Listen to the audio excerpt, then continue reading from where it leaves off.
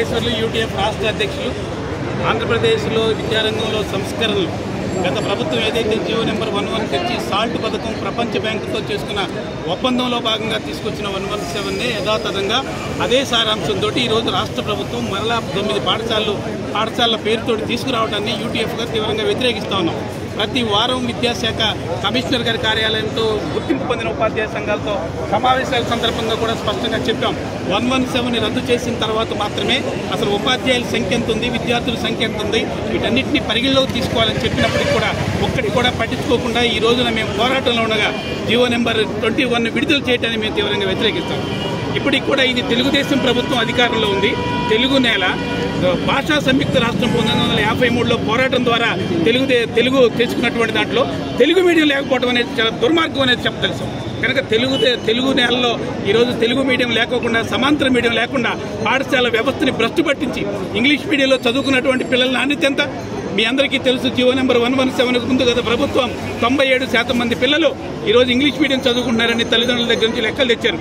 ఈ రోజున ఇప్పటికీ మన 10th క్లాస్ ఎగ్జామ్స్లో 60,000 మంది పైచిలకు విద్యార్థులు తెలుగు మీడియంలో రాయడానికి ఇష్టపడ్డారు.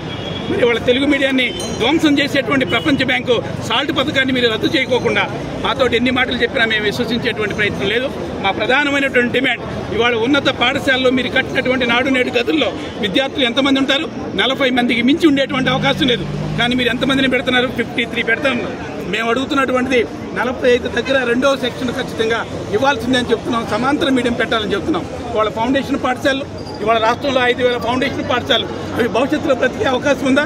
మీ విధానాల వల్ల మీ సంస్కరణల వల్ల ఈరోజు 12,512 పాఠశాలలు ఏకోపాధ్యాయ పాఠశాలగా ఉన్న పిల్లలకి నాణ్యమైన విద్య వచ్చేటువంటి అవకాశం లేకుండా పోయింది. మీ సంస్కరణల వల్ల ఇవాళ 10 లక్షల మంది విద్యార్థులు ప్రభుత్వ పాఠశాల నుంచి బయటికి వెళ్ళిన అనుభవం ఉన్నా ఇప్పటికీ మళ్ళీ అయ్యే సంస్కరణల్ని దొడ్డిదారిని అమలు చేసేటువంటి ప్రయత్నం ఈ రాష్ట్ర ప్రభుత్వం చేస్తూ ఉంది.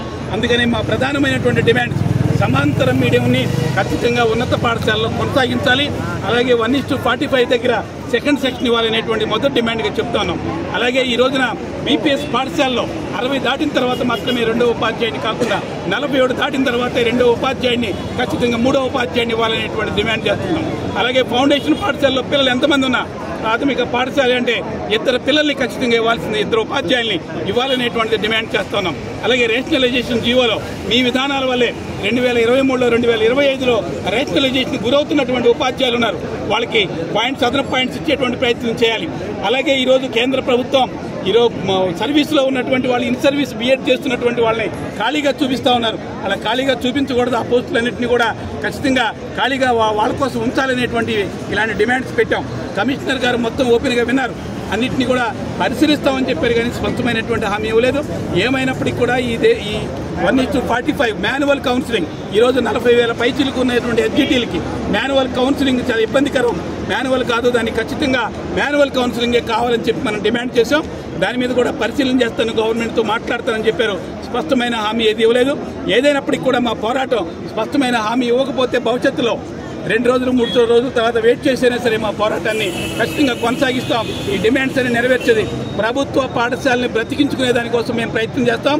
ప్రపంచ బ్యాంకు సంస్కరణలు రద్దయ్యేదాకా విద్యారంగంలో యూటీఎఫ్ నిఖరంగానే ఈ పోరాటాన్ని మిగిలిన సంఘాలతో కలుపుకుని ఉపాధ్యాయ సంఘాలు వాళ్ళతో పాటు అవసరమైతే తల్లిదండ్రులు కూడా నచ్చజెప్పి తల్లిదండ్రుల దగ్గరికి వెళ్ళి ఒక పోరాటాన్ని ఖచ్చితంగా తీసుకుని ప్రభుత్వ పాఠశాలను రక్షించుకునే ప్రయత్నం చేస్తామని తెలియజేస్తాం.